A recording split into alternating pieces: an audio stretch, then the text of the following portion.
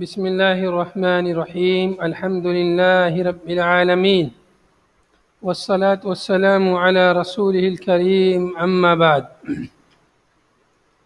قال الإمام أبو داود رحمه الله: باب في البقرة والجزور عن كم تجزئ. باب ہے، آج کا بیان ہے کہ گائے اور اونٹ کی قربانی کتنے لوگوں کی طرف سے کافی ہوگی۔ باب فی البقرۃ والجزور، باب ہے بقرہ یعنی گائے اور جزور یعنی اونٹ، اونٹنی مذکر مؤنث دونوں اس میں داخل ہیں جزور میں۔ ان کم تجزئ، کتنے لوگوں کی طرف سے یہ کافی ہوں گی، یعنی قربانی میں یا ہدی میں کتنے لوگوں کی طرف سے یہ قربان ان کو کیا جا سکتا ہے، ان جانوروں کو۔ بقا را ہے، را کا کسرہ یہاں لکھا ہوا ہے، صحیح نہیں ہے، فی البقرتی ہے، وہ را کے نیچے، وہ تا کے نیچے ہونا چاہیے تھا کسرہ۔ تو حدیث اس سلسلے میں پہلی حدیث ہے، یا یہ کہ آپ کے یہاں بقرتی ہے، میرے یہاں صرف فی البقری ہے۔ بقری اگر پڑھتے ہیں تو صحیح ہے، پھر را کے نیچے کسرہ، تا نہیں رہے گا۔ بقرتن کی جمع بقر ہے۔ آپ کے یہاں کیا لکھا ہے، بقر یا بقرتی؟ بقر ہے۔ اگر بقر پڑھیں گے تو یہ تا یہاں پر غلط ہے، پھر بقر جمع ہے، جزور بھی جمع ہے تو بقر بھی جمع ہے، تو پھر ایسی صورت میں یہاں پر نیچے کسرہ درست ہے۔ تو یہ ان کلمات میں سے جن کی مفرد جمع سے بڑی ہوتی ہے، کچھ کلمات ایسے ہیں ان کی مفرد جمع سے بڑی ہے، تو ایسے بقرتن یہاں پر مفرد ہے، اس کی جمع بقر ہے۔ تو بقر میں سب آ جاتے ہیں، گائے اور اس کے ساتھ جو بیل بچڑا وغیرہ جو بھی مسنہ ہو جائیں وہ سب اس میں داخل ہے۔ قال الامام ابو داود رحمہ اللہ حدثنا احمد بن حنبل، امام ابو داود کہتے ہیں ہم سے امام احمد بن حنبل نے حدیث بیان کی۔ ائمہ اربعہ میں سے امام احمد بن حنبل امام صاحب کے اساتذہ میں سے ہیں۔ امام احمد بن حنبل کہتے ہیں کہ حدثنا حشیم قال حدثنا عبد الملک عن عطاء عن جابر بن عبد الله رضی اللہ عنہما قال كنا نتمتع في عهد رسول الله صلی اللہ علیہ وسلم۔ حضرت جابر بن عبداللہ رضی اللہ عنہ کہتے ہیں کہ ہم لوگ تمتع کرتے تھے رسول اللہ صلی اللہ علیہ وسلم کے زمانے میں۔ نتمتع یعنی حج تمتع ہم کرتے تھے۔ نتمتع کا معنی کیا ہے؟ ہم لوگ حج تمتع کرتے تھے رسول اللہ صلی اللہ علیہ وسلم کے عہد مبارک میں۔ تمتع نکاح تمتع نہیں ہے، متع نہیں ہے یہاں پر، تمتع یعنی حج تمتع۔ نذبح البقرۃ عن سبعۃ، ہم ذبح کرتے تھے گائے کو 7 لوگوں کی جانب سے، عن سبعۃ 7 کی جانب سے، والجزور عن سبعۃ اور جزور کو، اونٹ کو، اونٹنی کو، ابل کو ہم 7 لوگوں کی طرف سے ذبح کرتے تھے۔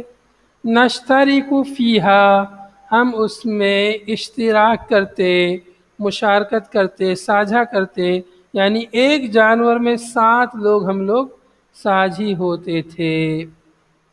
پھر سے دیکھیں گے کہ جابر رضی اللہ عنہ کہتے ہیں کہ ہم لوگ نبی صلی اللہ علیہ وسلم کے زمانے میں حج تمتع کرتے تھے، اور حج تمتع میں قربانی ہوتی ہے، حج افراد میں نہیں ہوتی ہے، لیکن حج تمتع میں اور حج قران میں قربانی ہوتی ہے۔ تو قربانی کرنے کے لیے کہتے ہیں کہ ہم 7 لوگ ایک گائے میں شریک ہوتے اور 7 لوگ اونٹ میں بھی شریک ہوتے تھے۔ نشترک فیہا، ہم اس میں مشترک ہوتے، ہم اس میں اشتراک کرتے، ساجھا کرتے، سب لوگوں کی طرف سے 7 لوگوں کی طرف سے ایک جانور کی قربانی کرتے۔ اس سے معلوم ہوا کہ گائے اور اونٹ یہ 7 لوگوں کی طرف سے ان کی قربانی ہوتی ہے، لیکن یہاں پر بات ہے حج کی قربانی کی، عام قربانی کی بات نہیں ہے۔ حج کی قربانی کو کیا بولتے ہیں؟ ہدی. اور جو عام قربانی ہے حج کے علاوہ جو قربانی ہے اس کو بولتے ہیں اضاحی یا اضحیہ یا ضحایا. تو یہاں پر جو مراد ہے وہ کون سی قربانی ہے؟ حج کی قربانی مراد ہے. تو حج میں گائے 7 لوگوں کی طرف سے اور اونٹ بھی 7 لوگوں کی طرف سے. حج کے علاوہ جو عام قربانی ہے ان میں اونٹ 10 لوگوں کی طرف سے کافی ہوتا ہے. حج کے علاوہ عید الاضحیٰ کی جو قربانی ہے، حاجی کے علاوہ جو لوگ بھی قربانی کرے خواہ مکہ میں کہیں بھی، تو اونٹ 10 لوگوں کی طرف سے کافی ہوگا.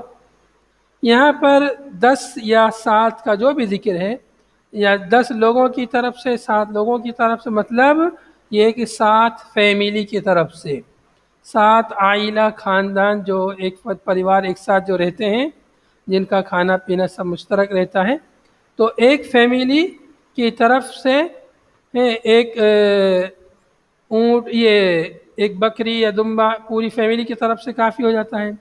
تو گائے یا اونٹ یہ 7 فیملی کی طرف سے کافی ہو جاتا ہے. گھر میں پریوار میں کوئی ایک حصہ لے لیں اور سب گھر والوں کی طرف سے کافی ہوگا. تو معلوم یہ ہوا کہ یہ حج میں تو صرف 7 حاجیوں کی طرف سے کافی ہوگا، لیکن حج کے علاوہ میں قربانی 7 اور اونٹ جو ہے 10 لوگوں کی طرف سے کافی ہوگا، جیسا کہ روایت سنن ترمذی اور ابن ماجہ وغیرہ میں موجود ہے. حضرت ابن عباس رضی اللہ عنہ کی روایت ہے کہ کننا مع رسول اللہ صلی اللہ علیہ وسلم فحضر الاضحیٰ.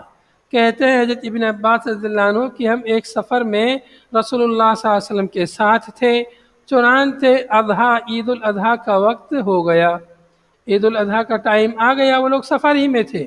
تو کہتے ہیں فَاشْتَرَكْنَا فِي الْبَقَرَةِ 7، ہم لوگ گائے میں 7 لوگ شریک ہوئے، وَفِي الْبَعِيرِ 10، اور اونٹ میں 10 لوگ شریک ہوئے. رواہ اصحاب السنن. تو یہ حدیث ہے، صحیح حدیث ہے، علامہ البانی نے صحیح قرار دیا ہے. تو دونوں حدیثوں میں تطبیق یہی ہے کہ حج میں تو اونٹ 7 لوگوں کی طرف سے ہوگا، اور حج کے علاوہ قربانی میں اونٹ 10 لوگوں کی طرف سے کافی ہو جائے گا، اور گائے ہر حال میں 7 لوگوں کی طرف سے کافی ہوگی. اگلی روایت قال رحمہ اللہ، حدیث یہ ہو جائے پہلے باب مکمل ہو جائے پھر سوال کیجیے. قال الامام ابو داود رحمہ اللہ حدثنا موسى بن اسماعیل قال حدثنا حماد عن قیس عن عطاء عن جابر بن عبد الله ان النبي صلی اللہ علیہ وسلم قال البقرة عن 7 والجزور عن 7. روایت ہے یہ بھی جابر بن عبداللہ رضی اللہ عنہ سے روایت ہے کہ نبی صلی اللہ علیہ وسلم نے ارشاد فرمایا البقرة عن 7، بقرہ یعنی گائے 7 لوگوں کی طرف سے کافی ہوگی. والجزور عن 7، اور جزور یعنی اونٹ یا اونٹنی یہ بھی 7 لوگوں کی طرف سے کافی ہوگی. گزشتہ روایت کی طرح یہ روایت بھی ہے، یہ روایت فعلی روایت ہے. حضرت جابر بن عبداللہ رضی اللہ عنہ نے اپنا عمل ذکر کیا ہے کہ ہم نبی صلی اللہ علیہ وسلم کے زمانے میں ایسا کرتے تھے. تو گویا کہ یہ تقریری روایت ہے کہ ہم لوگ ایسا کرتے تھے، تو ایسا کرتے تھے، نبی صلی اللہ علیہ وسلم منع نہیں کرتے تھے، مطلب یہ درست تھا.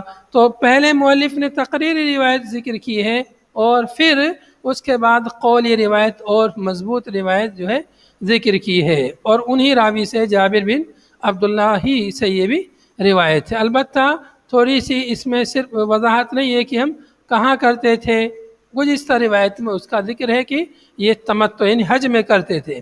اس روایت میں حج وغیرہ کا ذکر نہیں ہے، لیکن حج ہی پر اس کو محمول کیا جائے گا تاکہ دونوں روایتوں میں تطبیق ہو جائے. ایک روایت دوسری روایت کی شرح اور توضیح کرتی ہے.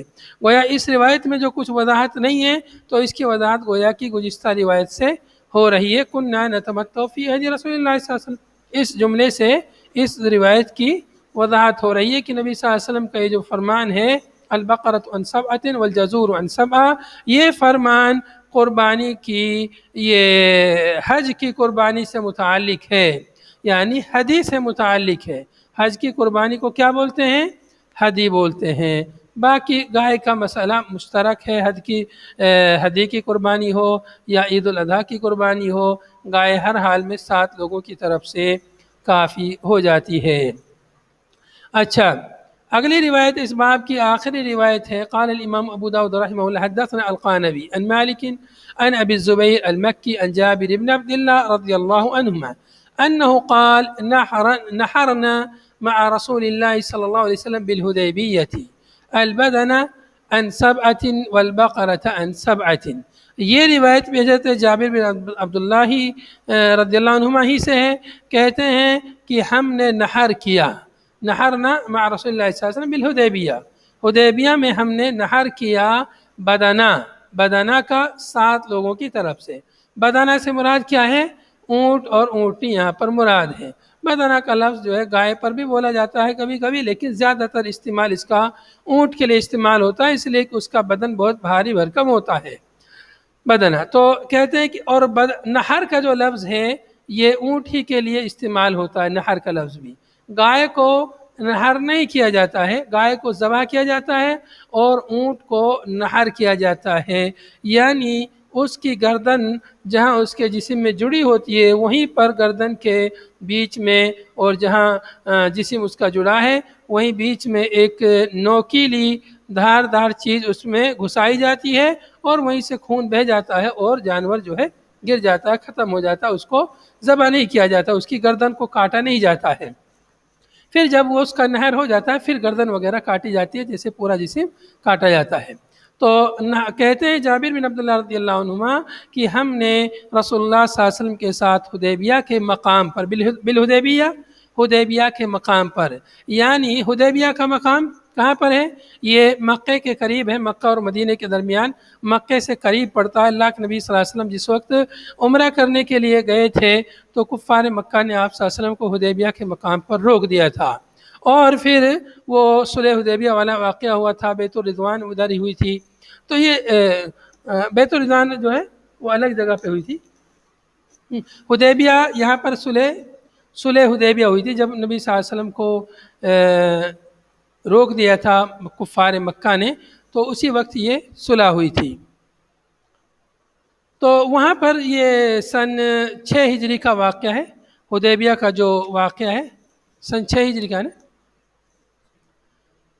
جی شیخ، جی تو سن 6 ہجری میں صلح حدیبیہ ہوئی تھی۔ تو اس وقت نبی صلی اللہ علیہ وسلم عمرہ کرنے کے لیے جا رہے تھے، تو چونکہ عمرہ بھی ایک قسم کی حج سے مرتبط عبادت ہے، عمرہ میں قربانی نہیں ہوتی ہے، لیکن کوئی کرنا چاہے تو کر سکتا ہے، لیکن اس میں کوئی واجب اور ضروری نہیں ہے۔ مگر البتہ نبی صلی اللہ علیہ وسلم اپنے ساتھ قربانی کے جانور لے گئے تھے، تو قربانی کے جانور جب ساتھ میں لے جاتے ہیں تو اگر کسی وجہ سے آدمی مکہ نہ پہنچ سکے ہیں تو جہاں پر انہیں روک دیا جائے وہیں پر پھر وہ اپنے جانور کی قربانی کر دیں۔